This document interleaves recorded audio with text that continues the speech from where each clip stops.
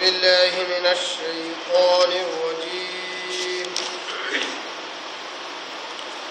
بسم الله الرحمن الرحيم.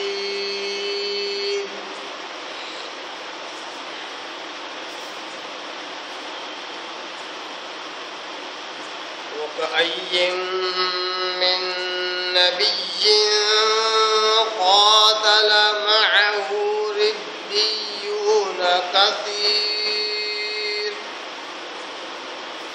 فما وهنوا لما أصابهم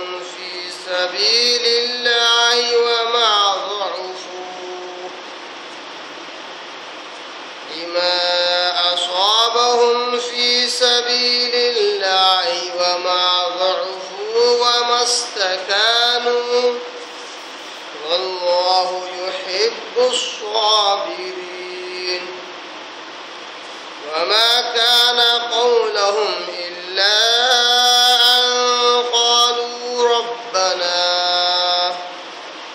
أن قالوا ربنا اغفر لنا ذنوبنا وإسرافنا في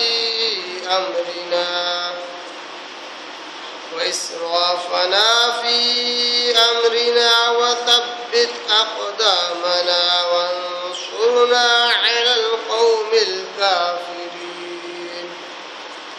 فآتاهم الله ثواب الدنيا وحسن ثواب الآخرة والله يحب المحسنين. صدق الله العظيم. نحمده ونصلي على رسوله الكريم. اما بعد.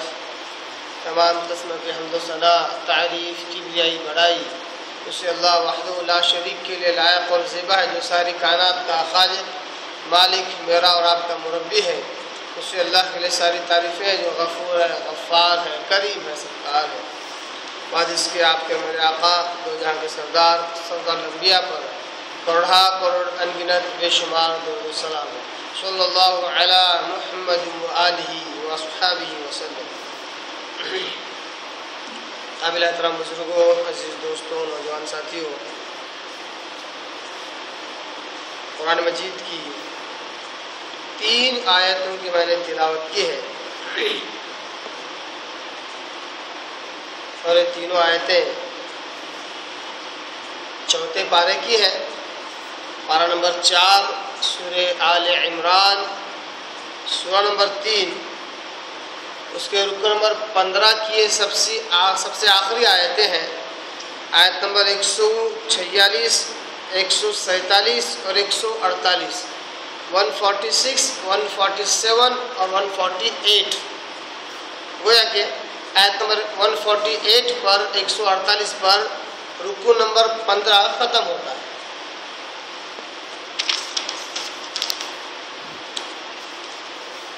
تینوں آیتیں ایک ہی بات سے، ایک ہی مضمون سے جڑی ہوئی ہیں اور یقیناً ان تینوں کا تعلق پچھلی آیتوں سے ہے اور پچھلے واقعے سے بھی ہے. اللہ تعالیٰ کہتا ہے وَكَأَيٍّ مِّن نَبِيٍّ قَاتَلَ، اور انبیاء میں سے کئی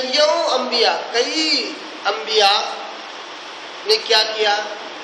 قتال کیا، جہاد کیا. کئیوں انبیاء نے قتال کیا، جہاد کیا. معہو، ان انبیاء کے ساتھ کون تھے؟ ربیون کثیر، بہت زیادہ اللہ والے بھی ان کے ساتھ میں تھے، بہت زیادہ. یعنی ایسا نہیں ہے کہ انبیاء نے جہاد کیا اور ان کے ساتھ کوئی ہے ہی نہیں یا کم تعداد میں ہے. انبیاء نے جہاد کیا، اللہ کی راہ میں قتال کیا، تو اس کے ساتھ میں اللہ والے، علماء، متقی لوگ، مجاہدین، ان کے ساتھ کے صحابہ، ان کے ساتھ کے کمپینین، وہ بھی ان کے ساتھ میں تھے، انہوں نے بھی جہاد کیا اللہ کی راہ میں.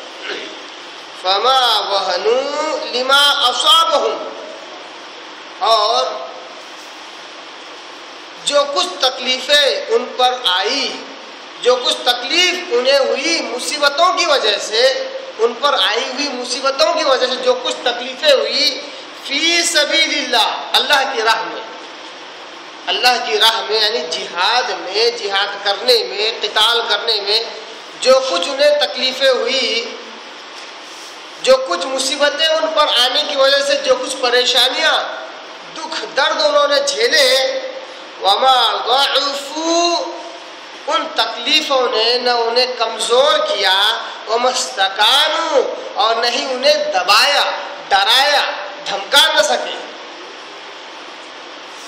انبیاء کے ساتھ ان کے ساتھی ربیون، رب سے بنا ہوا لفظ یعنی اولیاء اللہ، اللہ والے، متقی، پرہیزگار، علماء لوگ، عالم لوگ، وہ انبیاء کے ساتھ قتال کرتے رہے، مگر اس قتال کے ذریعے سے جو کچھ ان پر مصیبتیں آئی، جو تکلیفیں ہوئی، ان تکلیفوں نے نہ انہیں کمزور کیا اور نہ ہی وہ دبے اور نہیں تھکے اور نہیں سست پڑے اور نہ ہی ان کے دلوں میں ڈر پیدا ہو۔ واللہ یحب الصابرین، سب سے اصل چیز جو ان لوگوں کے پاس بھی تھی وہ تھا صبر، اور اللہ تعالیٰ صبر کرنے والوں کو پسند کرتا ہے، صبر کرنے والوں سے اللہ محبت رکھتا ہے۔ آیت نمبر 146 مکمل۔ آیت نمبر 147 میں اللہ کہتا ہے وَمَا كَانَ قَوْلَهُمْ إِلَّا أَن قَالُوا، ان انبیاء کے ساتھ رہنے والے ربانی لوگ، اللہ والے لوگوں کا ہمیشہ ان کی زبان پر یہی کلمات ہوتے، یہی دعا ان کی زبان پر ہوتی، یہی دعا وہ کرتے۔ کیا کرتے؟ ربنا اغفر لنا ذنوبنا واسرافنا فی امرنا، اے ہمارے رب ہمارے گناہوں کو بخش دے اور ہمارے معاملے میں سہولت دے، آسانی دے، ہمارے معاملات کے ساتھ درگزر کا معاملہ فرما، وثبت اقدامنا، اور ہمارے قدموں کو تو ثابت قدم رکھ، ہمارے قدموں کو تو جما دے، وانصرنا علی القوم الکافرین، اور ہمیں مدد دے کافر قوم پر۔ گویا کہ انبیاء کے ساتھ جو اللہ والے تھے وہ اللہ کی راہ میں لڑتے، جہاد کرتے، قتال کرتے، اور اس درمیان جو کچھ مصیبتیں ان پر آتی تو وہ صبر بھی کرتے، اور صبر کر کے ایسے خاموش نہیں رہتے بلکہ اپنے رب سے اپنے گناہوں کی مغفرت مانگتے، اپنے گناہوں کے بخشنے کی امید رکھتے، نیکی اور ثواب کی امید رکھتے، اپنے رب کی رضا کی خواہش رکھتے۔ اس لیے دعا کرتے کہ اے اللہ ہم تیرے وقت کے نبی کے ساتھ ہم مل کر جہاد کر رہے ہیں، قتال کر رہے ہیں، اس کے ساتھ ہم پر جو مصیبتیں ہم پر آ رہی ہیں اے اللہ تو اس کے ذریعے سے ہمارے گناہوں کو بخش دے۔ ربنا اغفر لنا ذنوبنا، اے اللہ ہمارے گناہوں کو تو معاف کرتا جا۔ جو قربانی ہم دے رہے ہیں اس سے ہمارا مقصد دنیا کی واہواہ نہیں ہے، دنیا کی تعریف نہیں ہے، نہ ہی کسی زمین اور خطے پر حکومت حاصل کرنا ہمارا مقصد ہے۔ ہمارا مقصد یہ ہے کہ تو راضی ہو جائے، تو ہمارے گناہوں کو بخش دے آئے ہمارے رب، اور ہمارے معاملات میں ہم پر آسانی فرما، درگزر کا معاملہ ہمارے ساتھ فرما، ہمارے قدموں کو ثابت قدم رکھ، ہمارے قدموں کو جما دے، ثبت اقدامنا، یعنی جب جنگ کا جہاد کا معاملہ آئے تو اللہ ہمارے قدموں کو تو میدان جہاد میں جما دے تاکہ ہم پیٹھ پھیر کر نہ بھاگیں، کیونکہ کبیرہ گناہوں کی فہرست میں ایک گناہ کون سا ہے؟ جہاد کے میدان میں پیٹھ دکھا کر بھاگنا، یہ کیا ہے؟ کبیرہ گناہوں میں سے ایک گناہ ہے۔ کہتے ہیں ثبت اقدامنا، اے اللہ ہمارے قدموں کو تو جہاد کے میدان میں جما دے، وانصرنا علی القوم الکافرین، اے اللہ کافروں پر جو غلبہ ہمیں ملے گا وہ ہماری قوت اور طاقت اور ہمارے وسائل کی وجہ سے نہیں بلکہ تیری نصرت اور مدد کی وجہ سے ہمیں غلبہ ملے گا۔ وانصرنا، اے اللہ تو ہماری مدد فرما علی القوم الکافرین، کفار کے مقابلے میں اللہ تو ہماری مدد فرما، کافر قوم کے مقابلے میں اللہ تو ہماری مدد فرما۔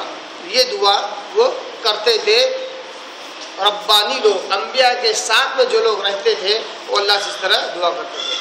آیت نمبر 147 یہاں پر مکمل ہے۔ آیت نمبر 148 فآتاہم اللہ ثواب الدنیا وحسن ثواب الآخرہ، یعنی اللہ کہتا ہے ایسے ہی لوگ ہیں جن کے تعلق سے اللہ نے کس قسم کا فیصلہ کیا ہے، کس قسم کا رویہ اللہ نے اختیار کیا ہے۔ فآتاہم اللہ ثواب الدنیا، اللہ تبارک و تعالیٰ ان کے پاس دنیا کا اجر و ثواب بھی لے کر جاتا ہے، یعنی اللہ تبارک و تعالیٰ انہیں دنیا کا اجر و ثواب بھی عطا کرتا ہے، دنیا کا اجر و ثواب بھی اللہ انہیں دیتا ہے۔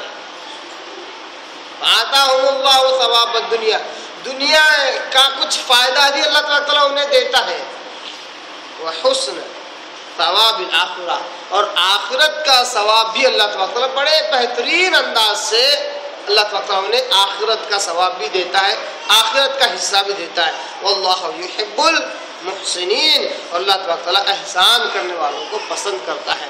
کیوں؟ کیونکہ اللہ تبارک و تعالیٰ خود یہاں احسان کر رہا ہے۔ اللہ تبارک و تعالیٰ یہاں پر ربانی لوگوں پر، انبیاء کے ساتھ رہنے والے لوگوں پر اللہ تبارک و تعالیٰ خود احسان کر رہا ہے۔ کس قسم کا احسان؟ انہوں نے آخرت کی طلبگاری کی، آخرت کے چاہنے والے ہوئے، دنیا کو ہیچ سمجھا، یہاں تک کہ وقت کے نبی کا ساتھ دیتے ہوئے اپنی جان دینے تک کو تیار ہو گئے، گویا کہ دنیا کی کوئی وقت اور حیثیت ان کی نگاہ میں نہیں تھی، گویا کہ وہ دنیا چاہ ہی نہیں رہے تھے۔ اللہ کہتا ہے ہم انہیں دنیا بھی دیں گے اور آخرت میں بھی بہت اچھا بدلہ دیں گے، تو یہ ہمارا احسان ہے۔ اسی طرح ہم احسان کرنے والوں کو بھی پسند کرتے ہیں، یعنی جو کسی پر احسان کرے، کسی کے احسان کا بدلہ اس سے بہتر احسان کے بدلے چکائے، حل جزاء الاحسان الا الاحسان، احسان کے بدلہ اور اچھا احسان نہیں تو اور کیا ہے۔ تو احسان پر احسان کرنے والا ایسے لوگوں کو اللہ تعالیٰ پسند کرتا ہے، محبت رکھتا ہے۔ تو یہ 3 آیتیں تھی سورہ آل عمران کی آیت نمبر 146، 147 اور 148، جہاں پر رکن نمبر 15 مکمل ہوتا ہے۔ تینوں آیتوں کا لفظی ترجمہ دیکھنے کے بعد، مختصر سی تشریح دیکھ لینے کے بعد یہ معلوم ہوتا ہے اللہ تبارک تعالیٰ یہاں پر پچھلے انبیاء کا تذکرہ کیا اور ان کے ساتھ رہنے والے، ان کے کمپینین، ان کے ساتھ رہنے والے، ان کے اصحاب، ان کے حواری، جن کو اللہ تعالیٰ یہاں پر لفظ ربانیون کہتا ہے، ربیون یعنی رب والے، اللہ کے ولی، اللہ والے، گویا کہ اللہ والوں میں سے کئیوں تفسیریں ہیں۔ ربانی یا ربیون سے مراد عالم ہے، ربیون سے مراد متقی لوگ ہیں، پرہیزگار لوگ ہیں، انبیاء کے ساتھی ہیں۔ تو ان لوگوں کے تعلق سے اللہ کہتا ہے کہ یہ انبیاء کے ساتھ مل کے انہوں نے جہاد کیا، تو ان کا اللہ نے یہاں پر تذکرہ کیا جو پچھلے ہو گزرے ہیں۔ پہلی چیز پچھلے انبیاء کا اللہ تذکرہ کیا، ان کے ساتھیوں کا تذکرہ کیا۔ دوسری چیز یہ بھی اللہ نے بیان کیا کہ ان پر بہت مصیبتیں آئی اللہ کی راہ میں قتال کرنے کی وجہ سے، اللہ کی راہ میں جد و جہد اور جہاد کرنے کی وجہ سے ان پر بہت مصیبتیں آئیں، وہنو تکلیفیں بہت ہوئی، ان کو جو کچھ مصیبتیں ان پر آئی بہت تکلیفیں ہوئی، پھر بھی ان تکلیفوں نے جو دین کے معاملے میں ان پر آئی اس سے وہ کمزور نہیں ہوئے، دینی معاملے میں کمزور نہیں ہوئے، وہ مستقارو، اور نہیں وہ دب گئے، کفار کے مقابلے میں دبے نہیں، کفار کے مقابلے میں ڈرے نہیں، بلکہ جب ان پر مصیبتیں آتی تو انہیں ایمان کا مزہ آ جاتا، ایمان کا مزہ چکھتے اور جم کر اور ایک دم پوری طاقت لگا کر دشمن پر حملہ کرتے۔ یہ پچھلے لوگ ہیں، اللہ کہتا ہے پچھلے لوگوں کا یہ حال ہے، اور ان کے اندر صبر و استقامت تھا۔ کیوں اللہ نے ان لوگوں کا تذکرہ کیا؟ اس وجہ سے پچھلی جو آیتیں ہیں اس میں اللہ تبارک تعالیٰ نے جہاں پر رکو نمبر 15 کی ابتدا ہوتی ہے، کیا کہتا اللہ تبارک تعالیٰ؟ وما محمد الا رسول، محمد صلی اللہ علیہ وسلم تو ایک رسول ہے، صاف صاف نیرے ایک رسول ہے، قد خلت من قبلہ الرسل، ان سے پہلے بہت سے رسول ہو گزرے ہیں۔ کیوں یہ آیت اللہ نازل کیا؟ کیونکہ غزوہ احد میں لوگوں نے افواہ اڑا دی تھی کہ محمد صلی اللہ علیہ وسلم قتل کر دیے گئے، محمد صلی اللہ علیہ وسلم قتل کر دیے گئے، جس کی وجہ سے مسلمانوں کی ہمتیں پست ہو گئی، ہتھیار ڈال دیے۔ بعض لوگ تو کہنے لگے کہ جب ہمارے سردار ہی نہیں رہے تو ہم لڑے کس وجہ سے، کس مقصد کے تحت ہم لڑے؟ اور بعض لوگوں نے تو پوری طرح اپنی ہمتیں ہار دی، لڑائی بند کر دی، بعض تو میدان چھوڑ کر بھاگنے لگے، بعضوں نے اپنے آپ کو دشمنوں کے حوالے کر دیا، بعضوں نے تو یہ سوچنا شروع کر دیا کہ چلو دشمنوں سے چل کر امان مانگ لے، امان مانگ لے، یہ تک سوچ لیا۔ تو اللہ کہتا ہے یہ سب تم کیوں کر رہے ہو؟ اس وجہ سے کہ نبی کو موت آ گئی۔ افئن مات او قتل، کیا اگر نبی صلی اللہ علیہ وسلم کو موت آ جائے یا وہ قتل کر دیا جائے حقیقت میں، حالانکہ یہ تو ایک افواہ تھی، حقیقت میں اگر وہ قتل کیے جاتے اور یا پھر شہید کر دیے جاتے، مار دیے جاتے، تو کیا تو اپنے دین سے پھر جاؤ گے؟ بڑی حیرت والی بات ہے، اگر ایسی ہے تو بڑی حیرت والی بات ہے۔ ایسا مت کرو، کیونکہ تم سے پہلے جو انبیاء ہو گزرے ہیں ان کے ساتھ جو رہنے والے لوگ تھے، ان کے ساتھ جو لوگ تھے، ان کے صحابہ، ان کے کمپینین، ان کے ساتھ کے ربانی لوگ، انہوں نے بھی اللہ کے راہ میں جہاد کیا، ان پر بھی بہت مصیبت آئی، تب بھی وہ میدان جہاد سے بھاگے نہیں، دوڑے نہیں، وہاں سے انہوں نے پیٹھ نہیں دکھایا۔ اتنا ہی نہیں، ان کے زمانے میں، ان کے دور میں، ان کے سامنے ان کے انبیاء کو قتل کیا گیا۔ یہ غور کرنے کی بات ہے، اللہ نے جو بات بیان کی کیوں کی؟ اس سے پہلے کے انبیاء جب اللہ کے راہ میں جہاد کرنے نکلتے تو میدان جہاد میں انبیاء کا قتل ہوا، تب بھی ان کے ساتھ والے نبی کا قتل دیکھ کر ہتھیار انہوں نے نہیں ڈالے، بس ہمت کا مظاہرہ نہیں کیا، بلکہ اور اللہ کے دین کے غلبے کے لیے اور پورے جذبے کے ساتھ انہوں نے لڑائی کی۔ تو اللہ کہتا ہے تم ایسا کیوں کر رہے ہو؟ نبی کے مر جانے سے یا قتل کیے جانے سے تو کیا اللہ کے دین کو چھوڑ دو گے؟ اللہ کے دین سے پھر جاؤ گے، کفر اختیار کرو گے؟ جبکہ اس سے پہلے کی امتوں نے تو ایسا نہیں کیا۔ اللہ تعالیٰ موازنہ کر کے بتلا رہا ہے۔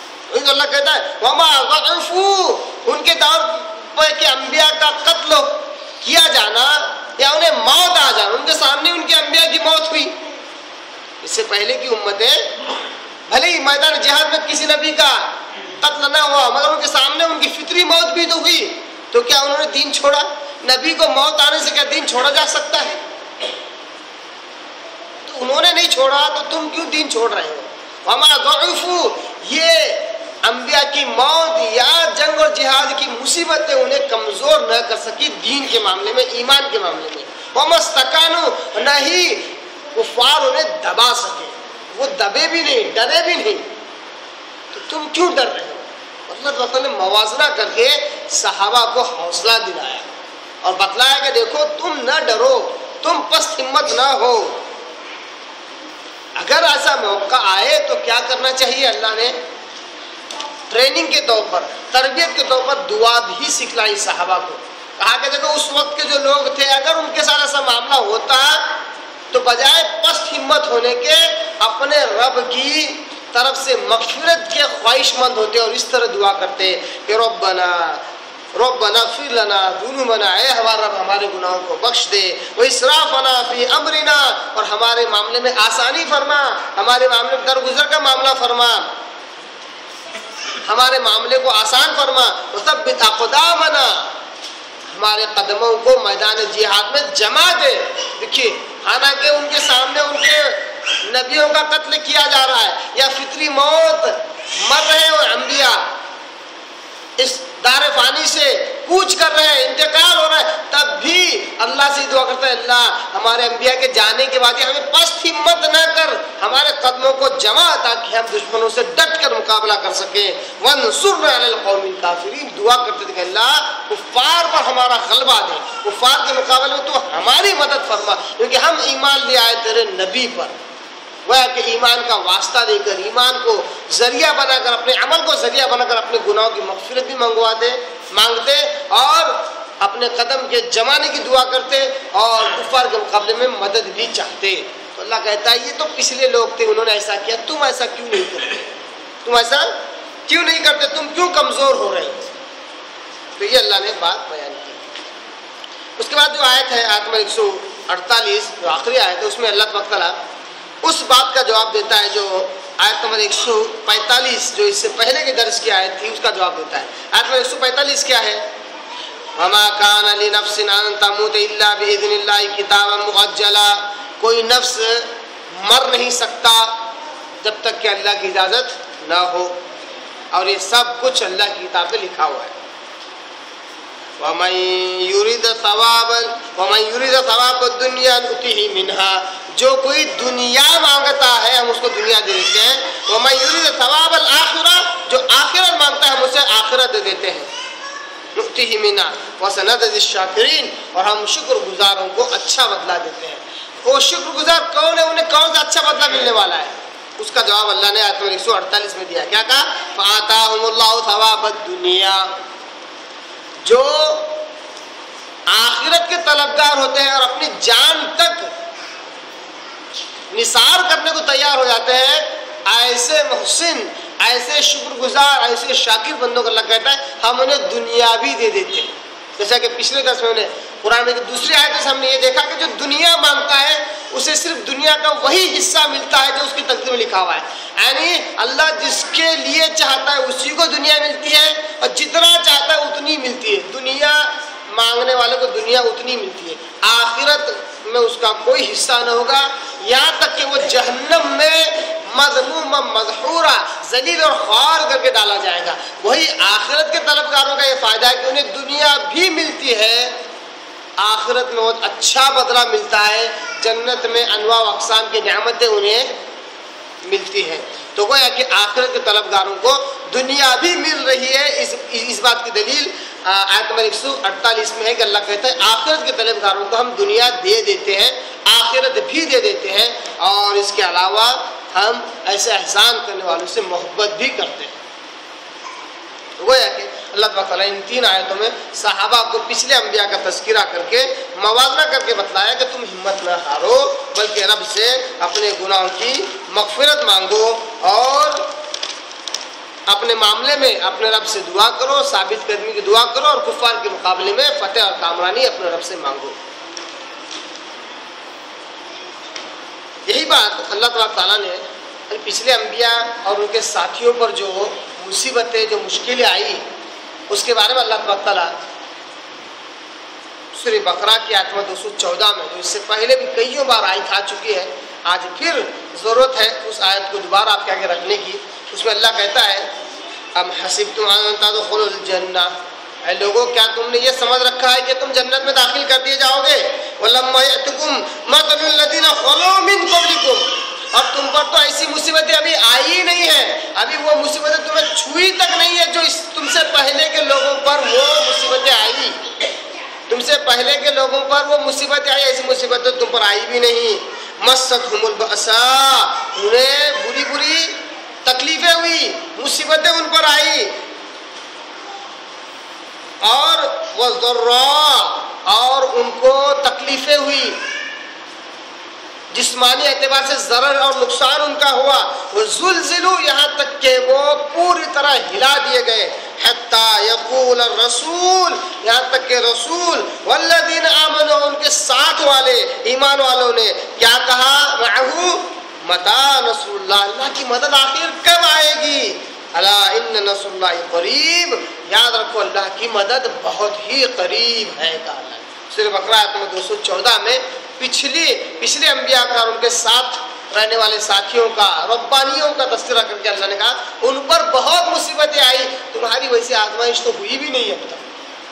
جیسا غزوہ احد میں جو کچھ ہوا مسلمانوں کے ساتھ، مسلمانوں نے اس کو بہت بڑا مصیبت کا پہاڑ سمجھا تھا، اللہ نے کہا کوئی بڑا مصیبت کا پہاڑ نہیں ہے، یہ تو ہماری حکمت کا ایک تقاضا تھا کہ ایسا ہو تم لوگوں کے ساتھ، تاکہ ہم جنہیں شہادت کا درجہ دینا چاہتے ہیں انہیں دے دیں، کیونکہ ان کے دل میں بڑی خواہشیں تھی کہ اللہ کے راہ میں مر مٹے۔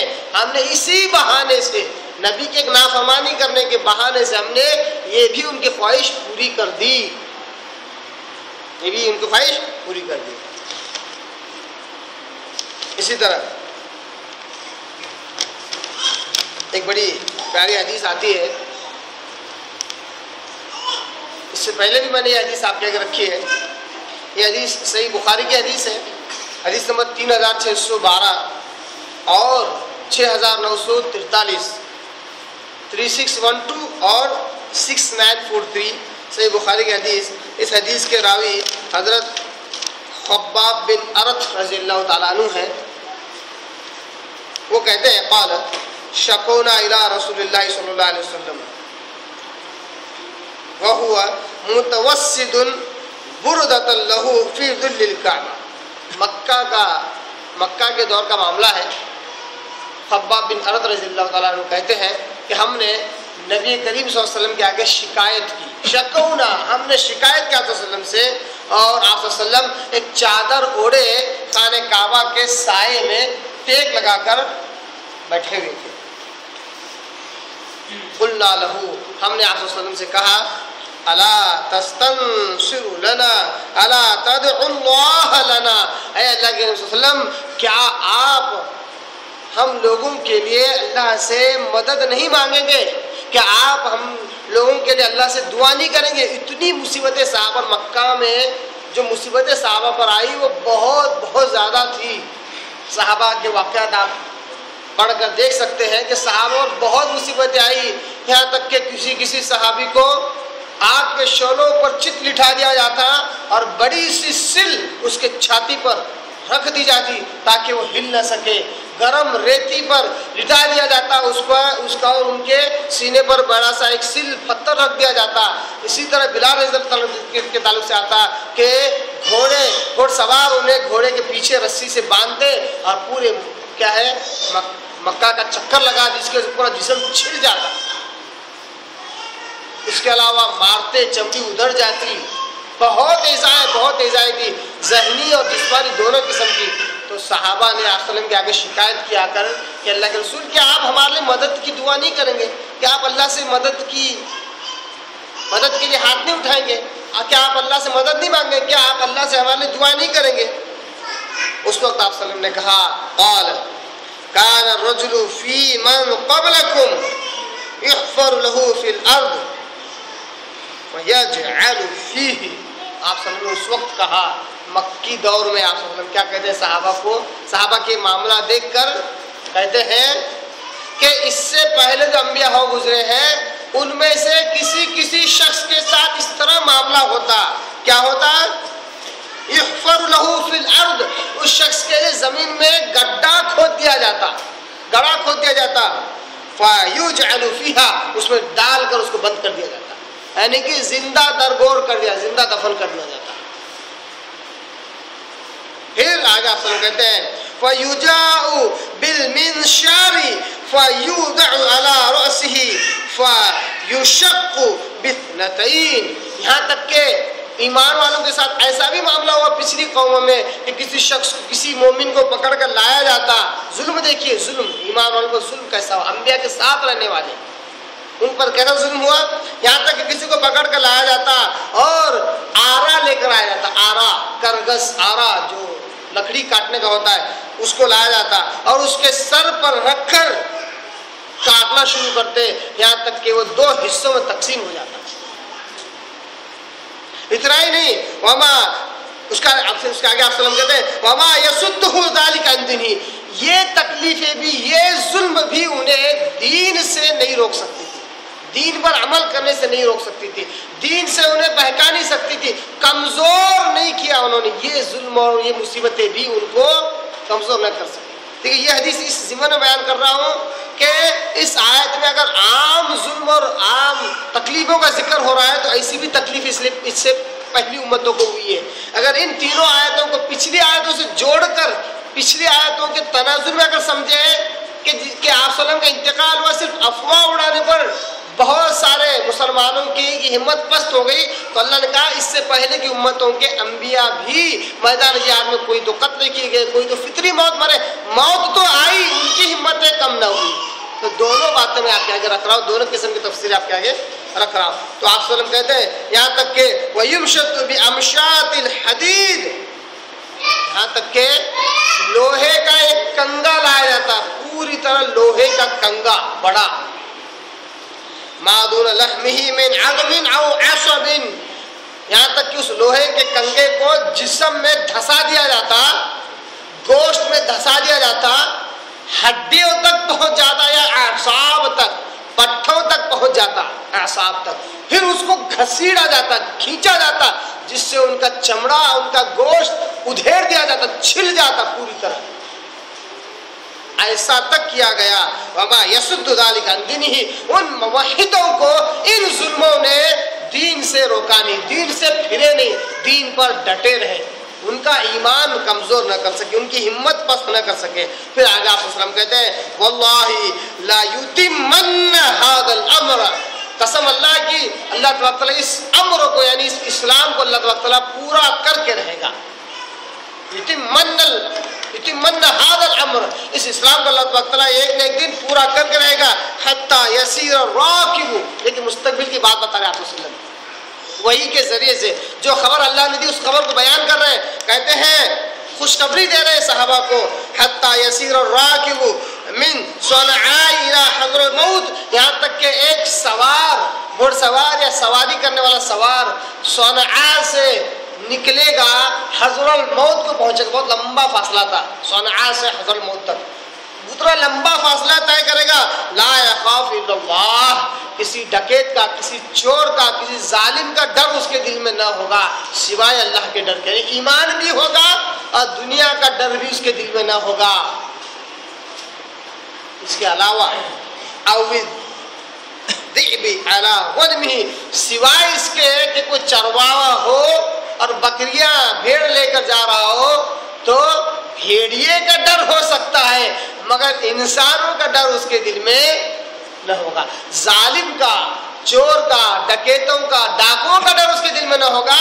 ہو سکتا ہے کسی کو اپنی بکریوں کے لیے بھیڑیے کا ڈر ہو، یہ فطری بات ہے، قدرت کے مطابق ہے، دیکھیے یہ فطرت ہے، کسی جانور کا کسی بکری کو پھاڑ کھانا فطرت ہے، کسی انسان کا کسی انسان کو پھاڑ کھانا یہ غیر فطری ہے، فطرت کے خلاف ہے، تو یہ ڈر نہ ہوگا بلکہ یہ ڈر ہوگا جو فطرت جو فطری ہوگا۔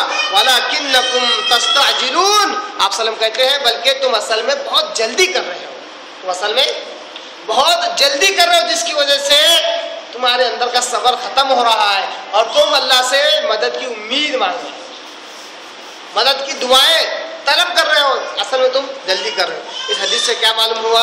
اس سے پہلے کی امتوں پر اور مومنین پر، انبیاء کے ساتھ رہنے والے ربانیون پر، ربیون پر بہت مصیبتیں آئی، بہت تکلیفیں آئی، تب بھی وہ ایمان سے نہ ہٹ سکے۔